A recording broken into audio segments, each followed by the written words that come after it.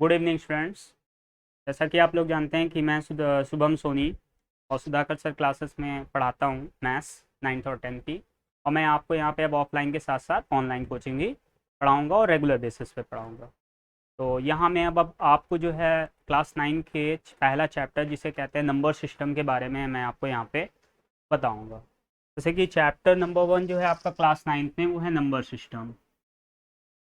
Chapter number 1 क्या है आपका? Number system. तो नंबर सिस्टम में सबसे पहला जो डिफिनीशंस होता है, बहुत सारे नंबर्स के बारे में यहाँ बताया जाता है। जैसे कि सबसे पहले बताया गया है कि नेचुरल नंबर क्या होता है। तो आप पहले से ही पढ़ते चले आ रहे हैं कि the number which starts from 1 and goes on to infinite are called natural numbers. कि जो नंबर्स 1 से स्टार्ट होते हैं और अनंत तक जाते हैं उन्हें क्या कहते हैं? नेचुरल नंबर कहते हैं। या all counting numbers are known as natural number. इसी तरह आप होल नंबर भी जानते हैं कि the number which starts from 0 and goes on to infinite are known as whole numbers. ऐसा नंबर जिनकी शुरुआत 0 से होती है और वो अनंत तक जाते हैं वो क्या कहलाता है? होल नंबर कहलाता है। तो ये चीज़ें तो आप पहले से भी जानते हैं, लेकिन अब मैं आपको यहाँ पे जो बताने वाला हूँ वो क्या है आपका?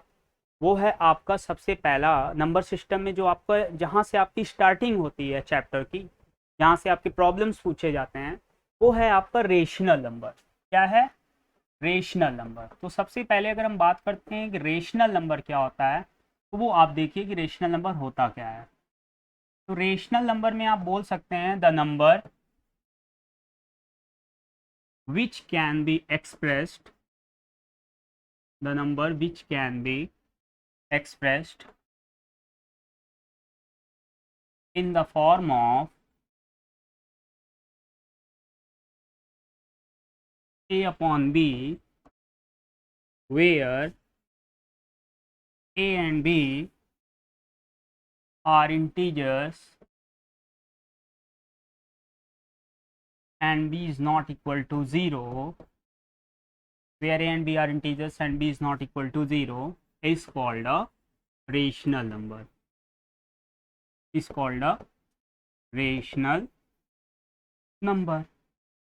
मैंने यहाँ पे आपको क्या बताया, ध्यान से देखिए कि यहाँ मैंने ये बताया आपको कि रेशनल नंबर में कि ऐसा कोई भी नंबर जिसको आप numerator upon denominator A upon B के फॉर्म में लिख सकते हो, जहां पर ए और बी आपकी कोई भी इंटीजर्स हो सकता है। इंटीजर्स कहने का मतलब वो चाहे तो पॉजिटिव भी हो सकता है, वो चाहे तो निगेटिव भी हो सकता है। इंटीजर्स में आपका जैसा कि जानते हैं कि पॉजिटिव भी नंबर्स आते हैं और निगेटिव नंबर्स भी आते हैं। तो वो पॉजिटिव भी हो सकता है, निगेटिव भी हो सकता है, बशर्ते यहाँ पे जो डिनोमिनेटर होता है वो कभी भी 0 के बराबर नहीं होना चाहिए। क्योंकि अगर आपका डिनोमिनेटर 0 के बराबर होता है तो आपकी उसकी वैल्यू जो होती है वो नॉट डिफाइंड हो जाती है। ठीक है, तो इसीलिए मैंने लिखा है कि वह नंबर जिसको आप ए अपॉन बी के फॉर्म में रिप्रेजेंट कर सकिए, जहां पर ए और बी आपका इंटीजर्स होता हो और बी की वैल्यू कभी भी 0 के बराबर ना होती हो, वो आपका क्या कहलाता है? Rational number. जैसे कि आप देखिए -4/3 हो गया, 5/2 हो गया, 3/9 हो गया, -6/3 हो गया, एक्सेट्रा। कोई पूछे कि क्या जीरो रेशनल नंबर है?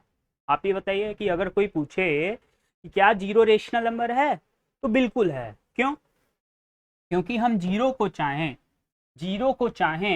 तो 0/1 लिख सकते हैं तो भी इसकी वैल्यू 0 आएगी, 0/2 लिख सकते हैं तो भी 0 आए। तो हमने इसको ए अपॉन बी के फॉर्म में लिखा कि नहीं लिखा? ए अपॉन बी के फॉर्म में लिखा कि नहीं लिखा?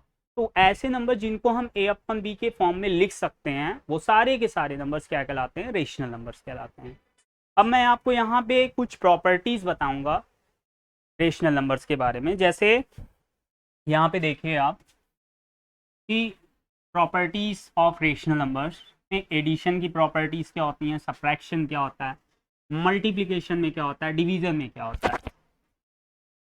जैसे सबसे पहले बात करते हैं properties of rational numbers. Properties of rational numbers, सबसे पहले इसमें जो प्रॉपर्टीज होती है वो होती है एडिशन की। क्या होती है? एडिशन की। एडिशन ये होता है कि अगर आप दो रेशनल नंबर लेकर चलते हो और उनको ऐड करते हो तो जो आपका रिजल्ट होता है वो भी एक रेशनल नंबर ही मिलता है।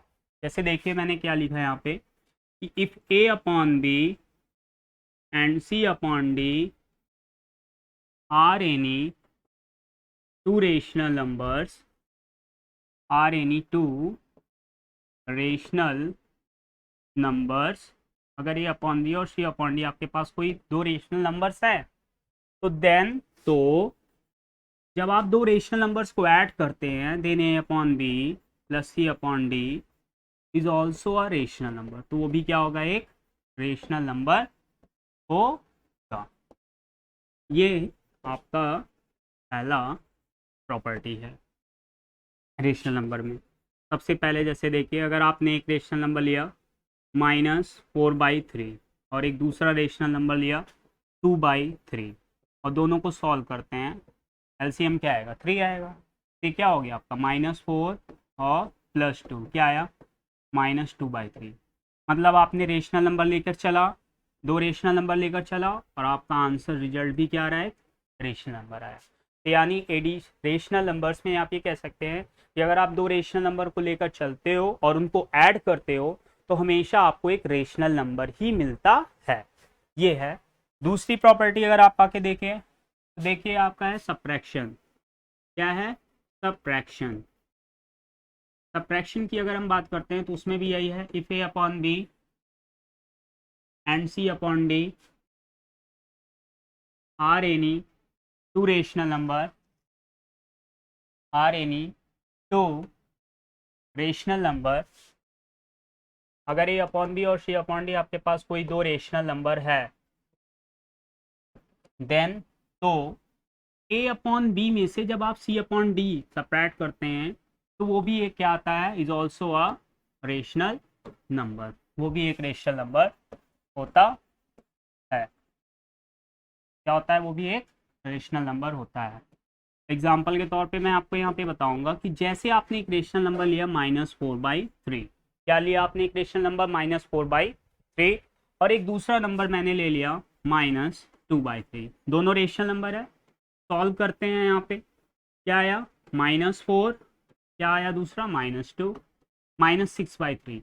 आपने रेशनल नंबर एक लिया, दूसरा भी रेशनल नंबर लिया, दोनों को सब्ट्रैक्ट किया, आंसर भी क्या आया आपका, रेशनल नंबर आया। समझ में आया। इसी तरह आप ये कह सकते हैं कि जिस तरीके से हमने दो रेशनल नंबर्स को लिया और ऐड किया तो एक रेशनल नंबर ही आता है, इसी तरह सब्ट्रैक्शन के केस में भी अगर आप दो रेशनल नंबर लेकर चलते हैं और सब्ट्रैक्ट करते हैं तो आंसर आपका एक रेशनल नंबर ही आता है।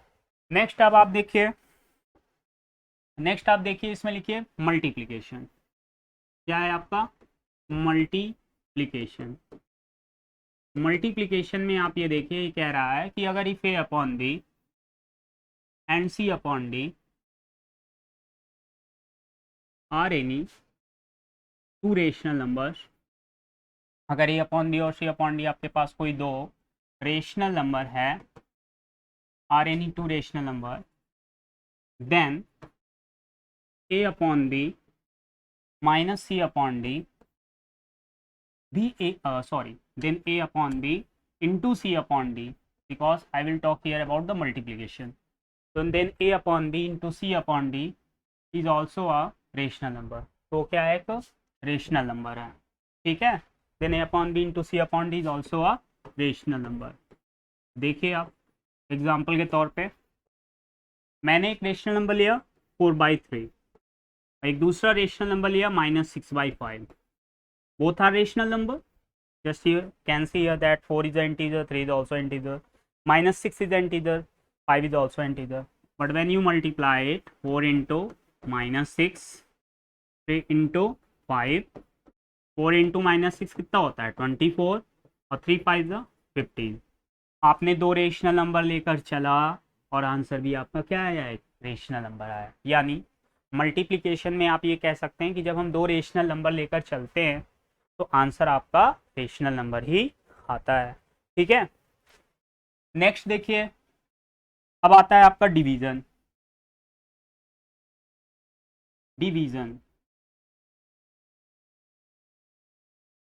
डिवीजन में मैं यहाँ पे नेसेसरली नहीं लिखवाऊंगा, मतलब इसमें चांसेस होते हैं, हो भी सकता है नहीं भी हो सकता है, इसलिए मैं यहाँ पे लिखा रहा हूँ if A upon B and C upon D are any two rational numbers, are any two rational numbers, are any two rational numbers, then A upon B divided by C upon D may be a rational number. मे भी होने का मतलब है कि हो भी सकता है और नहीं भी हो सकता है। ये मैं आपको दिखा रहा हूँ कैसे। जैसे आपने लिखा 4/5 एक रेशनल नंबर है, डिवाइडेड किया आपने 3/5 से, ये भी एक रेशनल नंबर है। तो आंसर क्या है आपका 4/5 इंटू 5/3। तो ये देखिए 4 5 20, 5 3 15। Rational number, rational number, rational number. लेकिन यहीं पे एक एक्सेप्शन राइट करता है कि अगर आप जैसे 4/5 आपका एक रेशनल नंबर है मानते हैं, अगर आप इसको डिवाइड करते हैं किससे, जीरो से, जीरो भी तो एक रेशनल नंबर है कि नहीं है, बिल्कुल है। लेकिन अब आप यहाँ पे देखिए 4/5, यहाँ जीरो का मतलब है 0/1। जैसे ही डिवाइड को आप मल्टीप्लाई में चेंज करेंगे तो ये 1/0 हो जाएगा। 4 इंटू 1 4 और 5 इंटू 0 क्या आया 0। क्या अब ये रेशनल नंबर हुआ? अब क्या ये रेशनल नंबर हुआ? नहीं हुआ। तो इसीलिए मैंने लिखा है कि if A upon B and C upon D are any two rational number, sorry, then A upon B, सही लिखा था, ten upon B divided by C upon B may be a rational number. May be, या आप यहाँ और कह सकते हैं मे बी और may not be, may be और may not be, may be और may not be a rational number. ये है, हो भी सकता है नहीं भी हो सकता है। मैंने यहाँ पे बताया आपको, बुक्स में तो देखने को मिल जाता है कि F of B and C upon D are any two rational number, then A upon B divided by C upon D is also a rational number. वो चीज़ें थोड़ा गलत होती है, इसलिए आप ध्यान से देखिएगा। मैंने यहाँ पे बताया है कि अगर ए अपॉन बी और सी अपॉन डी आपके पास कोई दो रेशनल नंबर्स हैं, ये बुक में आपको नहीं मिलेगा, ये ध्यान रखिएगा कि A upon B divided by C upon B में भी हो भी सकता है और नहीं भी हो सकता है। यहाँ पे मैंने आपको दिखाया है कि जैसे मैंने 4/5 लिया एक रेशनल नंबर, 3/5 एक रेशनल नंबर लिया, तो यहाँ पे मुझे एक रेशनल नंबर मिला। लेकिन यहाँ पे देखिए एक एक्सेप्शन है। यहाँ पे क्या है, ये एक्सेप्शन है। कैसे एक्सेप्शन एराइज हुआ कि मैंने 4/5 एक रेशनल नंबर लिया, जीरो भी एक रेशनल नंबर है कि नहीं, क्योंकि मैंने अभी बताया था कि zero can be written as 0/1।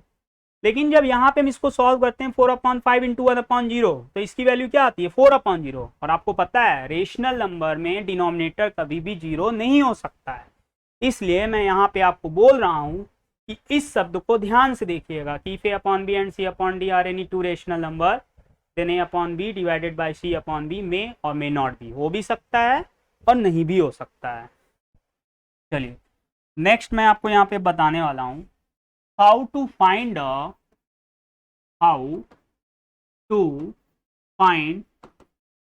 small n rational numbers between two rational numbers। कि कैसे दो रेशनल नंबर्स के बीच में आप बहुत सारे रेशनल नंबर्स फाइंड आउट कर सकते हैं। तो इसमें सबसे पहला स्टेप ये होता है, आपको मैं बता दूं स्टेप्स होते हैं इसमें। सबसे पहले first we convert the denominator of both rational numbers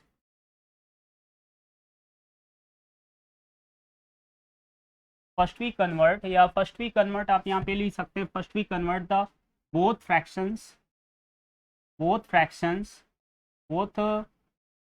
not, because we cannot use here the word fraction. First we convert the denominator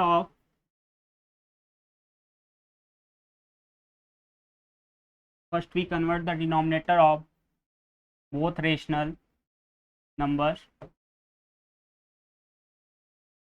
first we convert कह सकते हैं, आप बोल सकते हैं denominator first we change, convert नहीं शब्द सही पड़ रहा है, first we change the denominator of both rational numbers, first we change the denominators of both rational numbers into same number,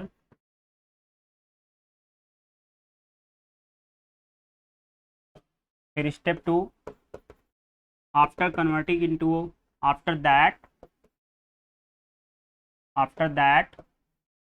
you have to multiply, suppose अगर आपको यहाँ पे n रेशनल नंबर निकालना है तो आप कितने से मल्टीप्लाई करेंगे, दोनों रेशनल नंबर को n+1 से मल्टीप्लाई करेंगे। ये बेस्ट तरीका होता है।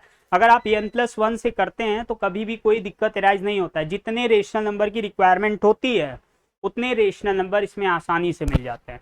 अभी आप इसको स्टेप्स लिख लीजिए, इसके बाद मैं आपको इस पे प्रॉब्लम भी लगवा के तब बताऊंगा आपको। After that you have to multiply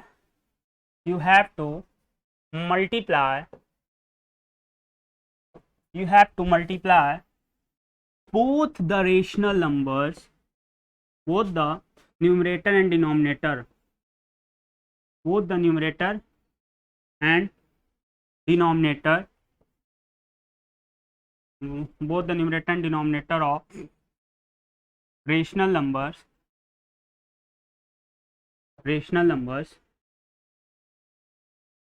after that you have to multiply both the numerator and denominator of rational numbers by n+1. In this way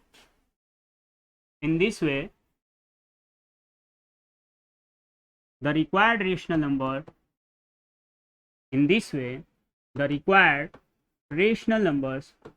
will be shown here. This way the required rational numbers will be shown here.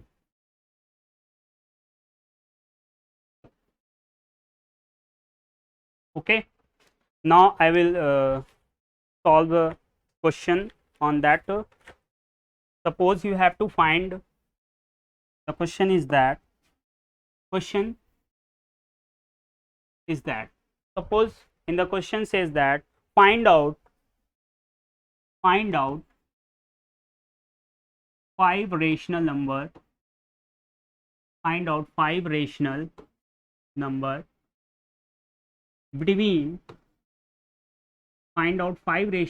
between 1/6 and 5/21. Okay, so what I have written in the steps, that first you have to, if the denominator of both rational number is same, then remove the first step. But if the denominator is not same, then first you have to make the denominator same by taking the LCM. So write given 1/6 and 5/21. First take LCM of 6 and 21. 6 and 21 is equal to, don't use a pen for taking out the LCM, just use here are two numbers 6 and 21. If you take the greater number 21, not 21, when you divide 21 by 6, then it is not divided, then take the 21 up to 2 times, 21 to the 42.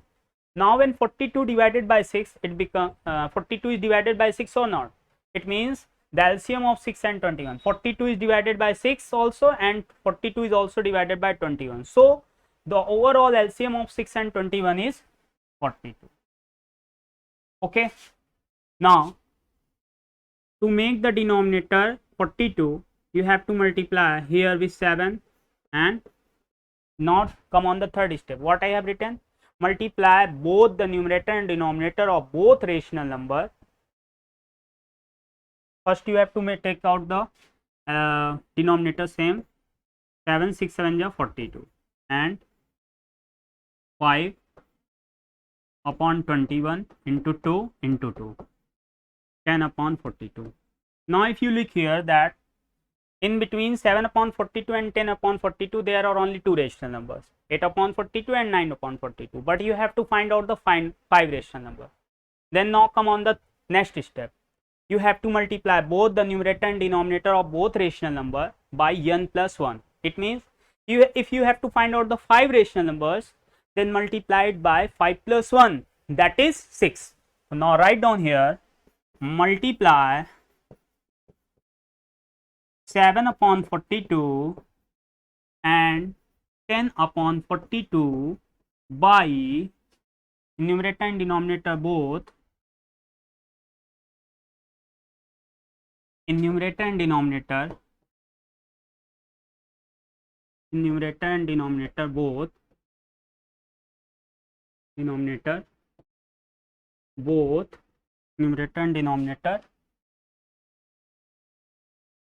both by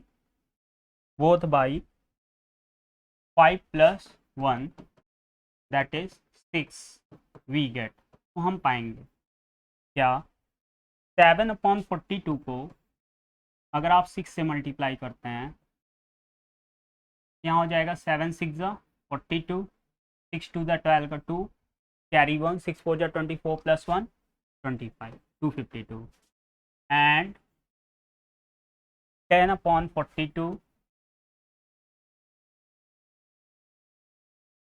into 6 into 6, 10 6 60, 6 2 12 का 2, carry 1, 6 4 24 plus 1 25.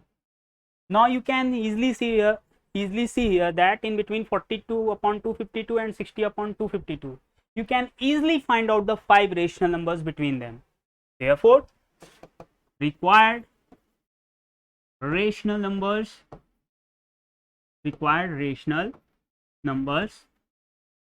between 42 upon 252 and 60 upon 252 are 43 upon 252, 44 upon 252, 45 upon 252, 46 upon 252, 47 upon 252.